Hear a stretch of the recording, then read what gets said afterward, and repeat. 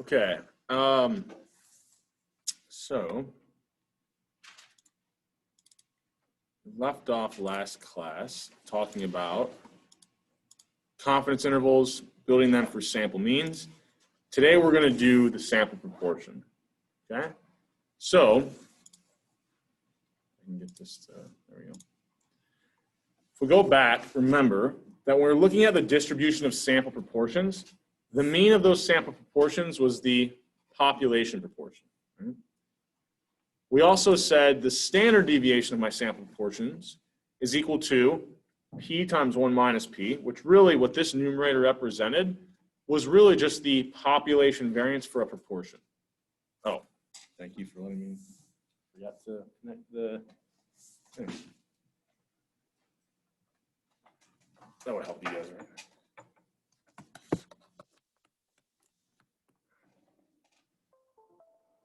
There we go. Shouldn't have jinxed it. There we go. So the standard deviation of our sample proportions, make sure I was recording, should just be p times 1 minus p, which really this numerator just represented the population variance of my proportion, and then divided by n. Well, we're building a confidence interval, right? When we were doing this for the sample mean, we were building a confidence interval for where the true population mean was. So for a sample proportion, we only have a sample proportion. We're building this confidence interval for where that true population proportion is, so we don't have that. So what we're going to do is do our best estimate of it, which is to use whatever sample proportion we find, right? So we'll treat the standard deviation of our sample proportions as equal to this, okay? So really, we can build a confidence interval just like we did for the sample mean. Okay, so if we remember, the sample mean we took, and then we added and subtracted this z-score that gave us alpha over 2 on either side of our confidence interval, right? Or this many standard deviations away from the sample mean. And then we multiplied that by the standard deviation of our sample means, right? Now, the equation that we had for that, we could just plug in, which is take the original variance of the data population variance of the data we sampled from, divide that by my sample size. So all we're doing with the sample proportion is now we have to build our confidence interval around that sample proportion. We'll add and subtract. We can still use that standard normal distribution. So we'll use the z-score that gives us alpha over 2 on either side of the interval. Right? And then now we'll multiply by the standard deviation of my sample proportions, which is just equal to the square root of p hat times 1 minus p hat over my sample size. Right? So it's a really similar kind of format, slightly different equations when I'm calculating the standard deviation of that sample statistic. Okay? Any questions on that? Okay. So we end up with this equation, right? And this is just kind of an additional requirement to be complete. I'll always make sure, we'll always have examples where this holds. I mentioned last class that I do it if we're doing sample means as well, but it's really only appropriate to do when we're doing with sample proportions, which is the thing that we're adding and subtracting to our sample statistic. We'll call this our margin of error, right? So it's really only appropriate to do when we're dealing with proportions, but for the sake of like ease to refer to it as something, I do it with sample means as well, okay? So let's go through an example. It's going to look very similar to what we did last class with sample means. So let's say I've got this poll, and I'm worried about whether or not people are going to be in support of this Affordable Care Act, and I find that 63 out of the 81 people that I poll were in favor of covering pre-existing conditions, right? If I wanted to build a 99% confidence interval for the true population proportion of people that favor kind of covering pre-existing conditions, how would I do that? Well, first of all, at the 99% confidence level, my alpha would be what? Just 0.01, right? It's the area kind of outside, or the percent outside my interval, 1% in decimal form, so 0.01. What's my sample proportion here? So 81 would be my sample size, right, or my n. What would my sample proportion actually be? Yep, 63. So my sample proportion would be the number I see respond to, cover or being in favor of covering pre-existing conditions out of 81. So 63 divided by 81, which simplifies down to 7/9, right? So I've identified my sample proportion, my sample size, and my alpha value. So the next step is I need to find the z-score that gives me alpha over 2 on either side of this interval, right? Oh gosh, why did I do that? Oh, let's see if this gives me back. For some reason, when I hit escape out of that PowerPoint, it doesn't like it sometimes.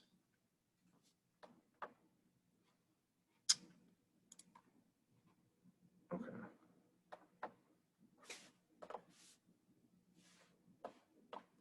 Hold on, we're having in-class technical difficulties. I don't know why it does this sometimes.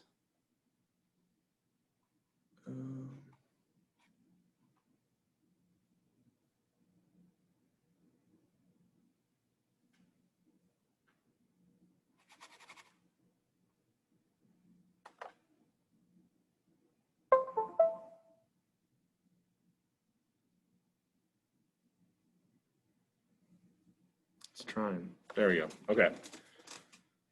Where was I? So we'll look up that z-score, right, for alpha of 0.01. We don't look up 0.01 in the table. We look up alpha divided by 2, so 0.005. Okay.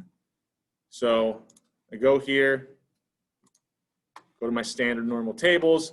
I know the area I want in the tail is 0.005, so I try to hunt that down. It's in between these two values. So negative 2.57, negative 2.58. But remember, we said that the negative sign is kind of already built in there when we're finding the lower bound, and then we would want to add that same z value, but positive to find the upper bound. So instead of negative 2.58, we just really want the absolute value of that. So we'll use 2.58 as our z-score. Right? We can then find the standard deviation of my sample proportions. We know it's equal to this equation, so I'm just plugging in my sample proportion here, my sample size, and getting that standard deviation. I then have my confidence interval equation. I've got the 3 components, my sample proportion, my z-score, and the standard deviation of my sample proportions. Excuse me. I would add the margin of error to get my upper bound. I subtract the margin of error to get my lower bound. And now I've got my 99% confidence interval, right? So really the key to this is still looking up that z-score for alpha over 2.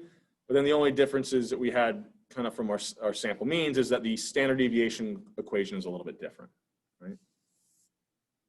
Any questions on this one before we keep moving? Shouldn't be too bad. Now, one thing I wanted to mention, I put these benchmark values in here a couple times.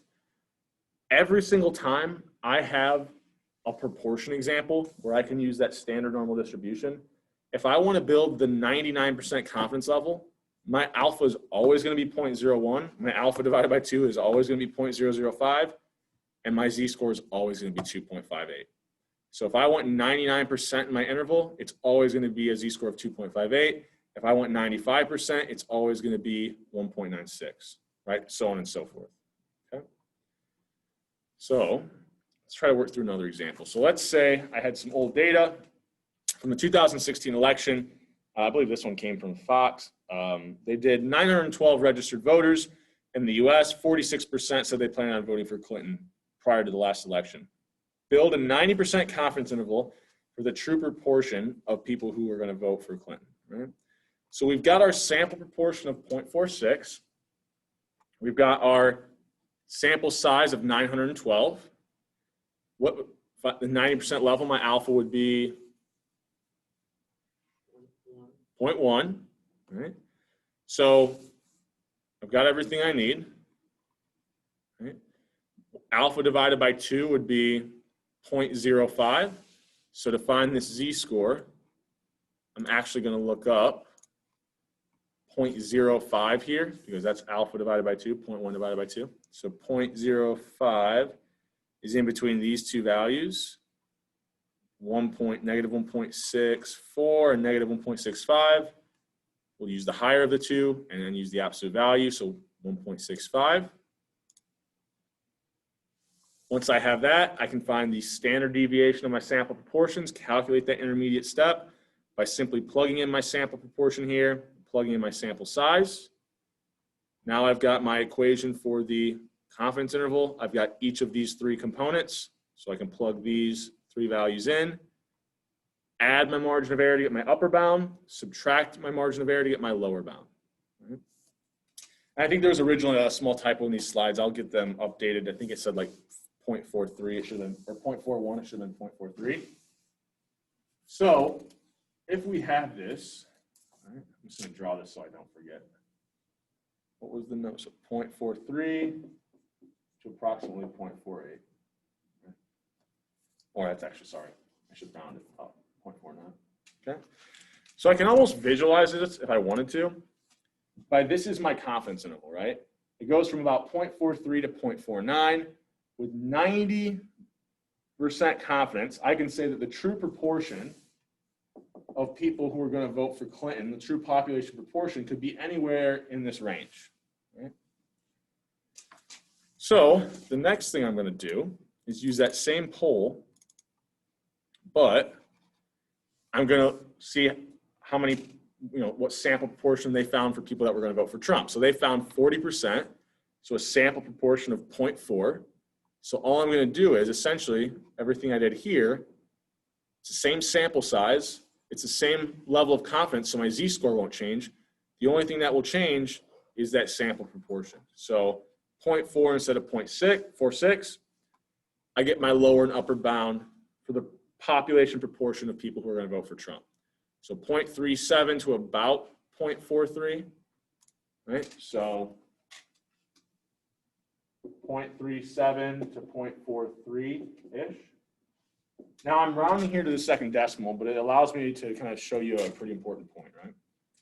So if this was in fact the 90% confidence interval, it could be that this is the true population proportion of people who are going to vote for Trump, and it could be at the 90% level that this could be the value for the population proportion of people who are going to vote for Clinton.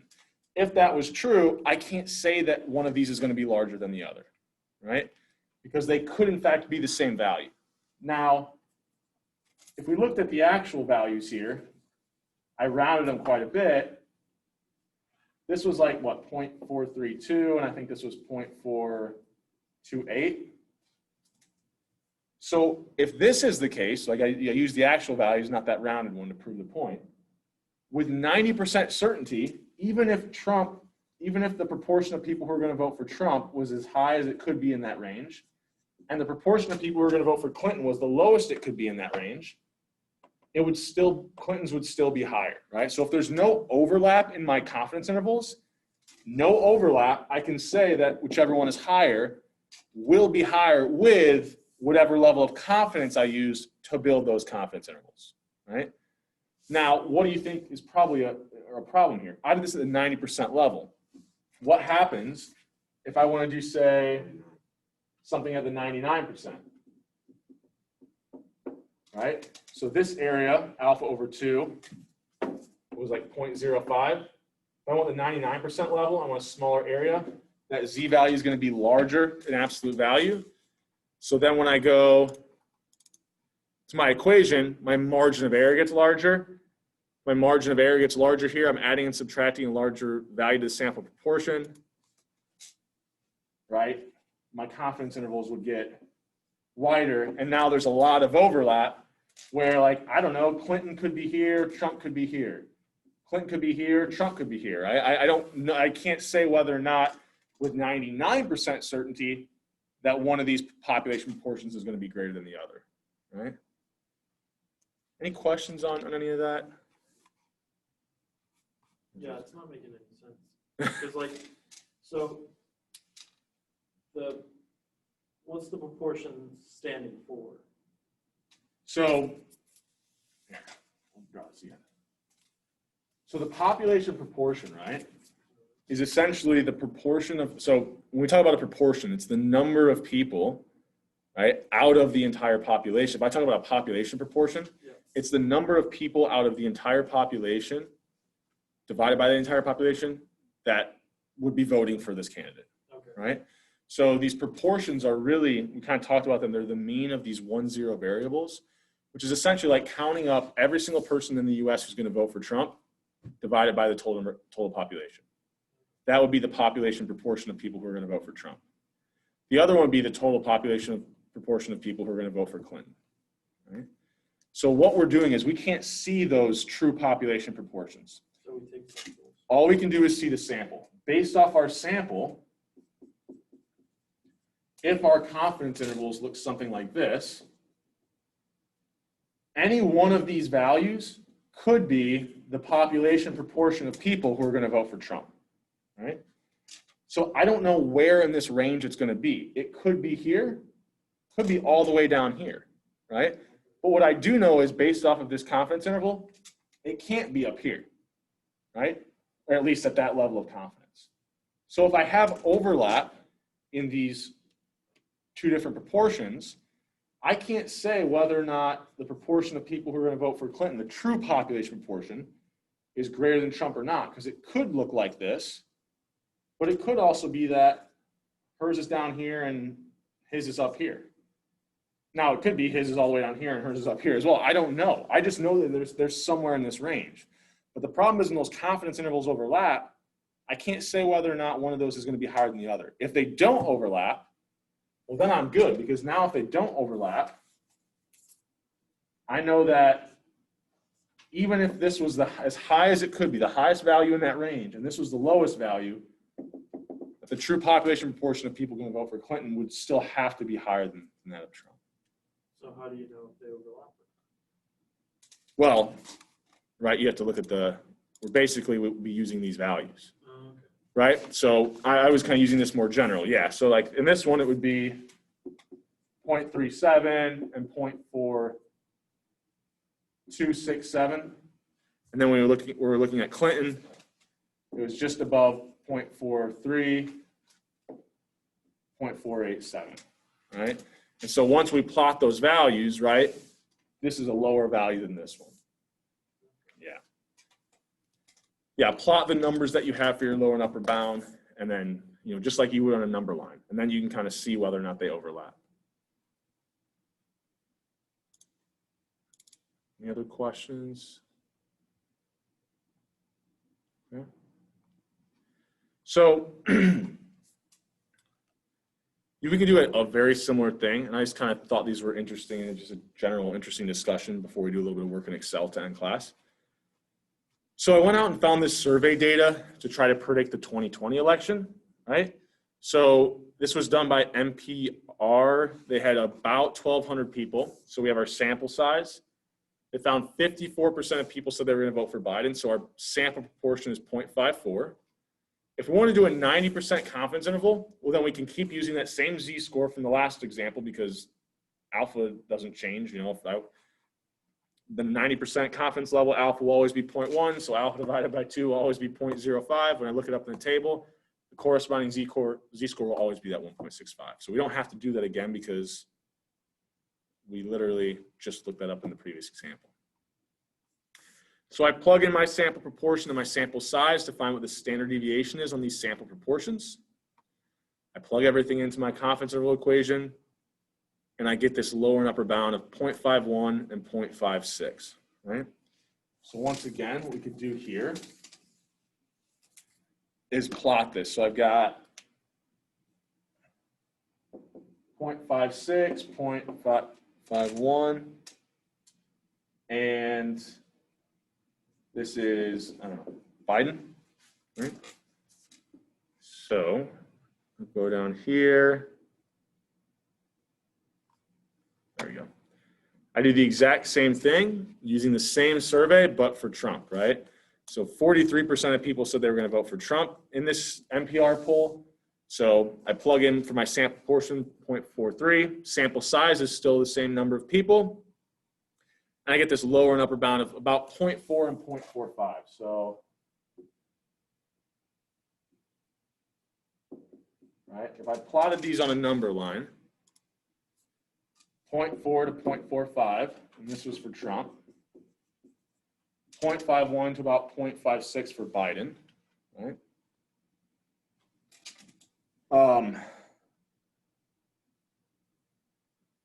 You know, there wouldn't be any overlap, right? There's actually quite a gap in between the upper bound for Trump and the lower bound for Biden, right? So with 90% certainty, I could say that the true population proportion of people that are going to vote for Biden has to be greater than that of Trump, right? With 90% certainty, okay? Now, this is just a popular vote. Obviously, you know, this isn't for the Electoral College, but one thing I find interesting is that a lot of the polls got it wrong in the last election. So I remember there was one that got it right. One of the big ones that got it right was Rasmussen. So I looked up, yeah. No, you're fine. If you have a question. I forgot what it was, but I learned this in economics. Yeah. About the vote, and it's like a theory saying that if the economy is doing bad, or if the political party has been in the party for too long, then the next party is going to win the election. More often than not, it's a very high correlation, so, right? Like, the Democrats, they've been in the White House for like 12 years, I think, and so it was time for the Republicans to win. Yeah, I mean, it's simplifying a little bit, but the idea is that there's a strong correlation between the performance of the economy and kind of what the results of the next election are. But anyways, we digress here. So we could use a different one, right? So this Rasmussen survey, they actually had more people, which is good, right? The higher the sample size, we can actually reduce that standard deviation. Notice it gets it a little bit lower, right? And they found only 51% of people said they were going to vote for Biden, so 0.51. So now if we build our confidence interval based off of this survey, right, things get a little bit more interesting. So here we've got a lower bound of, kind of rounding these quite a bit, but 0.49 and 0.53. We then look at what that survey had for the proportion of people that were going to vote for Trump, 47%, so sample proportion of 0.47. I should have changed these numbers. I copy and pasted from the other survey. So 0.45 to what? 0.4912. So actually in this one, I'll need to keep out to the third decimal. So 0.488. Right? So notice 0.4888, 0.4912. So there would be a slight overlap in these confidence intervals, right? That, you know, a very slight overlap, but it could be that the population portion of people who vote for Biden is here, and the population portion of people who vote for Trump is here, or they could be flipped, right? So because they overlap at the 90% level, I can't say whether or not the true population portion of people who are going to vote for Biden is greater than Trump, right? I can't say that, not at the 90% level. Now, in fact, what probably gets even worse, if I want to say this at the 99% level, what happens to my confidence interval? I think someone said it earlier, right? If I want to say something with a higher level of confidence, the interval gets wider. So not only can we not say at the 90% level, we would really not be able to say it at the 99% level, right? Because those confidence intervals will just continue to kind of grow, right? So, what's the end result of this? Like many things, I don't know, right? Like we have biases in surveys, right? I have two different sources here, NPR and Rasmussen. I don't know exactly how they chose their random sample. There could be some bias in their selection process. It could be, that we just don't have a high enough sample size to narrow down this range of possible values. I mean, notice here, we have a range of about 0.05, right? Well, that doesn't sound like much, but when we're talking about proportions and we translate those into percents, that's a range of 5%. And And when you're talking about predicting an election, that's a pretty big range, right? So we would probably need to take higher sample sizes to really narrow this down. But my guess is, if we kind of took a composite of all these polls, right, we could really get a much higher kind of sample size, and maybe we could get an even better idea. I haven't seen anyone do that yet. But using this Rasmussen poll, it looks like can't really say whether or not Biden's going to have a higher proportion. Using the NPR, we actually could, right? We'll see what ends up playing out. Okay. Also, I had a thought process here, just to kind of see if you could do a little bit of critical thinking. So let's say I wanted to make the prediction not for the popular vote, but for what the Electoral College is going to be, right? How could I go about doing that? So what I would need to know is who's going to win in each state, right? Who's going to win the popular vote in each state? So if I go to, say, Indiana, I could sample 1,000 people, find the sample proportion of people voting for Biden, find the sample proportion of people who plan to vote for Trump, do this, basically what we just did, see if the confidence intervals overlap. If they don't overlap, cool, we can predict that Indiana is going to go to whoever had the higher confidence interval, right? Well, if I did that, I'd have to do that for every state. So 1,000 people times 50, we'd need 50,000 people now in order to predict this. Not only that, even with these 1,500 people, right, we had overlap in the confidence interval. So even if we were trying to predict this, we couldn't make the prediction at the 90% level, right? We would actually have to reduce and say, well, we can only predict this with maybe 80% certainty in order to get it so that these confidence intervals don't overlap when we're doing this experiment or doing this process in every single state, right? So kind of a difficult thing to do. You need a much larger sample, right? But there's other ways we can get around it. But if we're going to do it this way, that's the idea of what we'd have to do. So, okay. What do you think about the Vegas odds during the presidential election? About how they're set, or Yeah, what do you think about that? Because I remember talking to a friend. I'm not sure if this is accurate or not, but when you looked at betting odds for Trump, those had him favored even when the polls didn't. And so yeah. So I would. I know Vegas is trying to make money. I was gonna say, well, that's good, right? There's strong incentives for people placing those bets to get it right, because the incentive is more big amounts of money, right? I don't necessarily think NPR has a huge stake in whether or not their poll is correct, right? I don't think that they have any incentive to get it right or wrong. But those people setting those betting lines, there's a lot. They're probably way more knowledgeable about why the outcomes of elections end up being the way they are. They probably know a lot about the behind the scenes of people placing these large bets.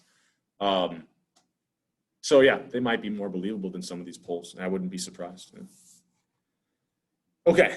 I want to go over one thing to kind of set us up for next week. So, and I said we were going to do some Excel work today. I actually am going to push that off on Monday and do it all on Monday. We'll kind of revisit these proportion examples so we get just more days of seeing examples of different types. So one of the goofy things is that, I'm always surprised nobody calls me out on it up to this point. But you'll notice when we're doing these proportions, right? Whoops. We actually couldn't use the true standard deviation of our sample proportions because, well, if we're building a confidence interval, it's because we don't know the population proportion, right? So we don't have the population proportion, we had to use this sample proportion, right? So why, when we were doing the sample means, right, I'm building a confidence interval for a sample mean, I'm building the confidence interval for a population mean based off my sample mean, but if I can't see the population data to know what the population mean is, how the hell do I know the population variance, right? It doesn't make any sense. And I gave you some, excuse or I guess explanation of, it does apply in some situations where Maybe I know the variance on the machinery and I can only pull the sample off of the production line. But more generally, if we don't know the population mean, we're not going to know the population variance either. So most of the time, we're not going to be able to compute this.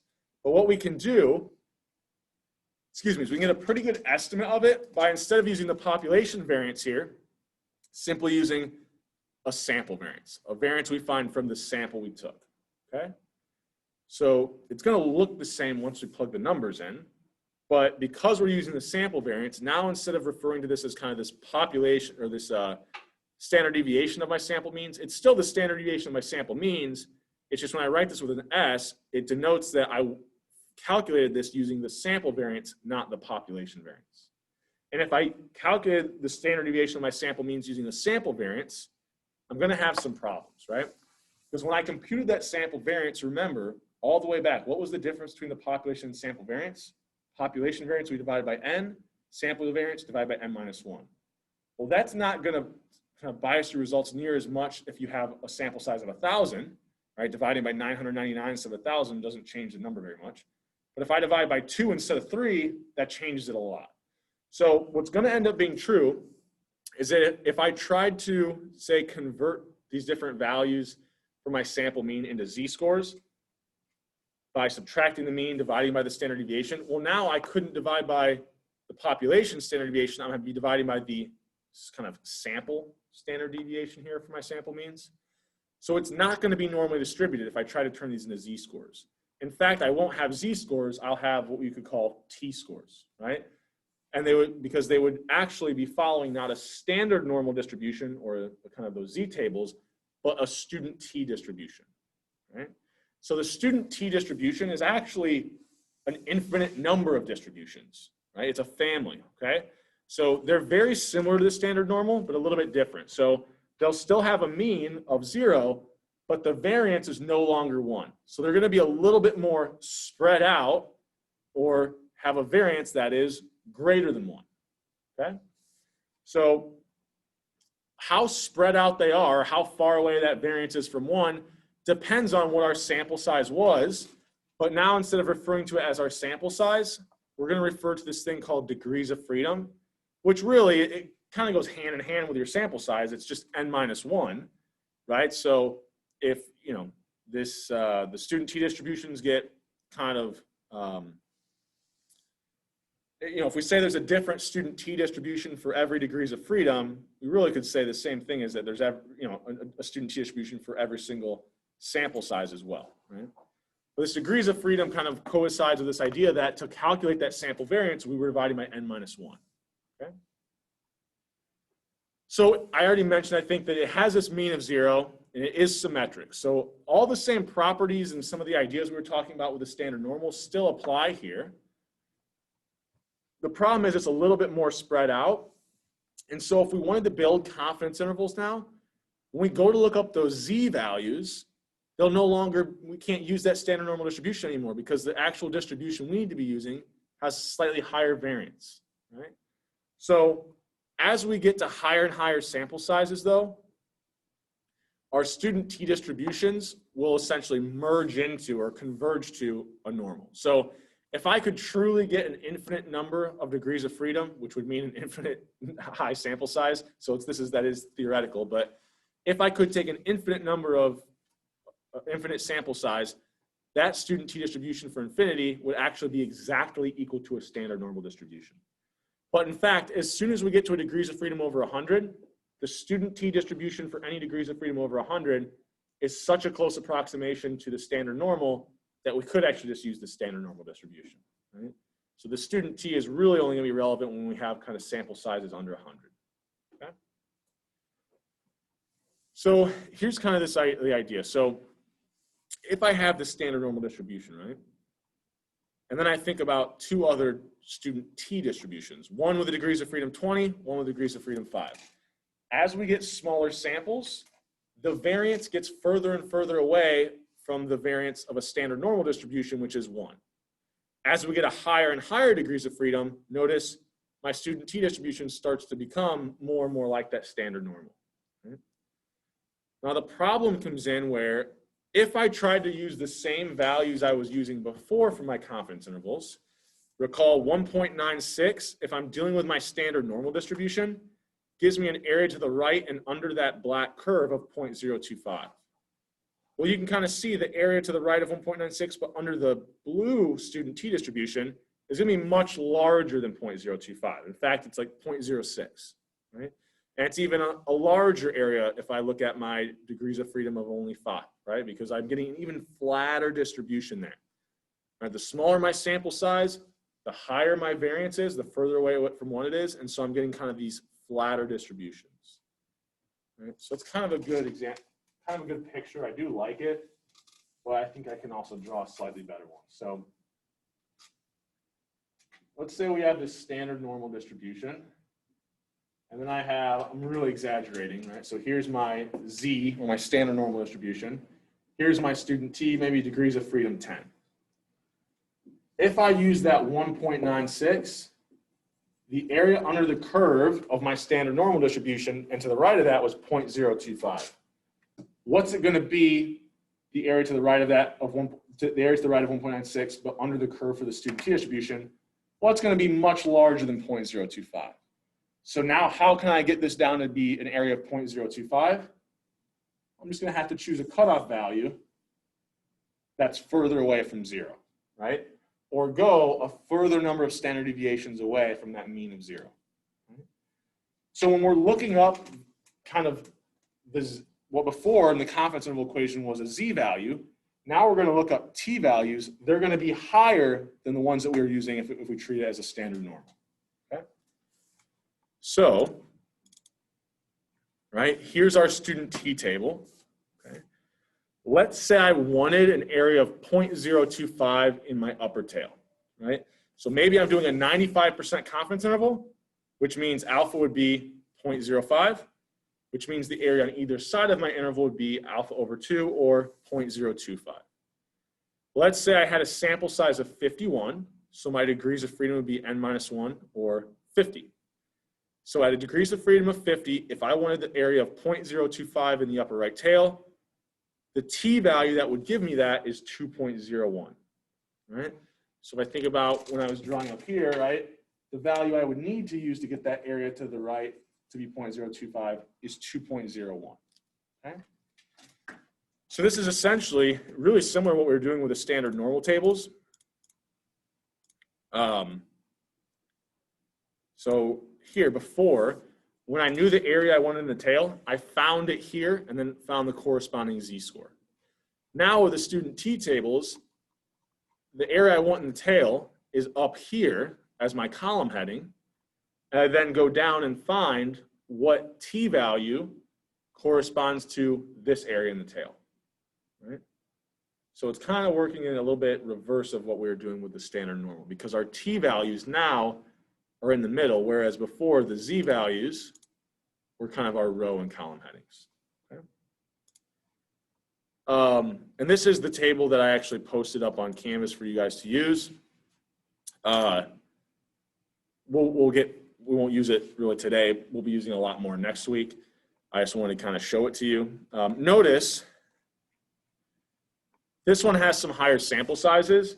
And notice like after 100, they're really only different out to like the third decimal. So anything over 100, we could approximate these T values by just using the Z values. And this last row of the student T table will essentially be the values you would find in the standard normal. So let's say 0.025, right? We know that if we go to the standard normal table and we look that up, we always get 1.96. So I go down here at degrees of freedom of infinity, sure enough, 1.96, okay? So this last row represents the Z values, or the standard normal distribution values that would give you this area in the tail, right? But instead of like the Z table, instead of limiting it to 2 decimals, it displays it out to the third decimal, right? So instead of using the Z table, you could just use this last row of the T table, right? When you're finding those Z values for alpha over 2. Okay. So that was a reminder there. So essentially, we're going to have the exact same thing we did before. We're going to build a confidence interval around the sample mean we found. We're still building a confidence interval for where the true population mean lies. We'll build it around that sample mean. We'll go a certain number of standard deviations away from that to the left and the right. It's just now that number of standard deviations is represented by a t-value instead of a z-value, okay? So instead of a z-value, we use this t-value, and then we multiply that still by the standard deviation of our sample mean. It's just now to calculate that standard deviation of our sample mean, we're using a sample variance instead of the population variance, okay? But really the process, the overall process, the steps, everything's the same as before. Identify the piece of information that we need. Now instead of a population variance, we have a sample variance. Instead of a z-value, where alpha over 2 is in each side or in each tail, we now have a t-value that gives us alpha over 2 in each side or in each tail. The standard deviation of our sample means changes a little bit, but once we plug the numbers in, it looks no different in terms of the kind of format of it. And then our lower and upper bound equations, we plug everything in. It's gonna, once the numbers are plugged in, it looks no different than what we were doing before. Right? So this is where we left off on my last class, took a little bit more time. So we'll end a little bit early unless there's any questions. Next class, we'll start out working through a few examples. We'll then go to Excel and work on Excel examples for using the student t-distribution and also looking at a proportion. Okay? One thing I did want to mention before we go as well, and I'll get an announcement posted about this.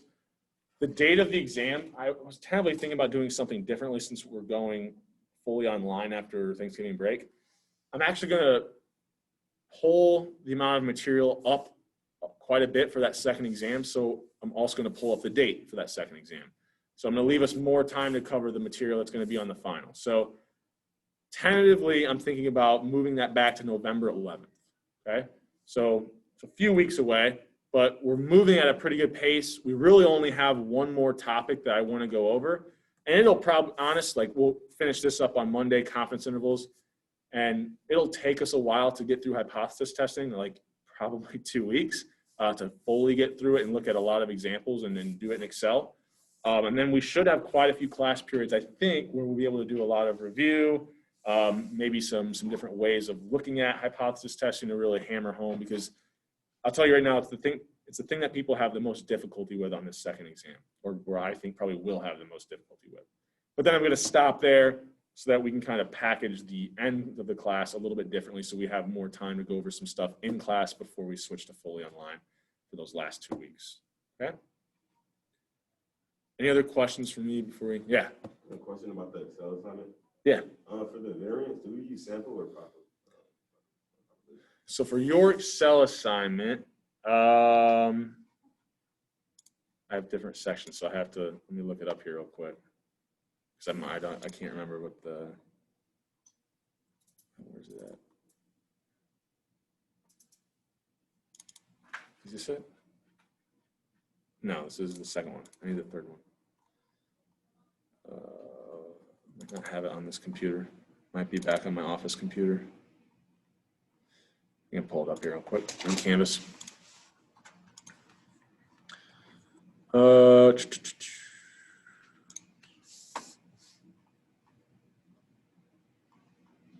Yeah, so for this first one, treat it as sample, right? Number two, this will be, so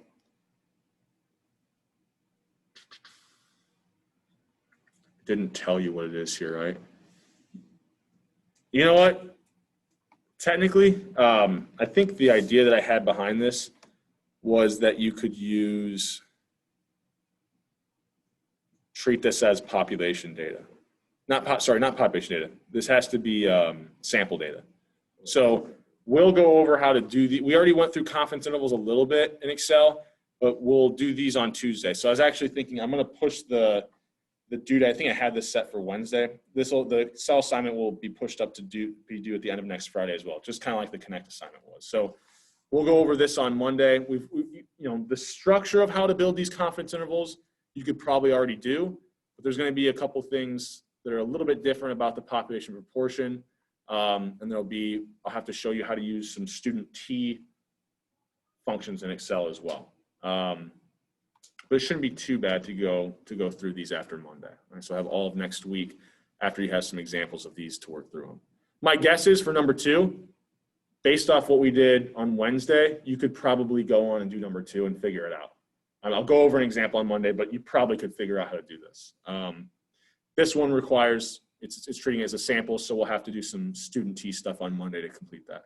Yep. Any other questions? I saw the one in the chat. I'll answer that here in just a second.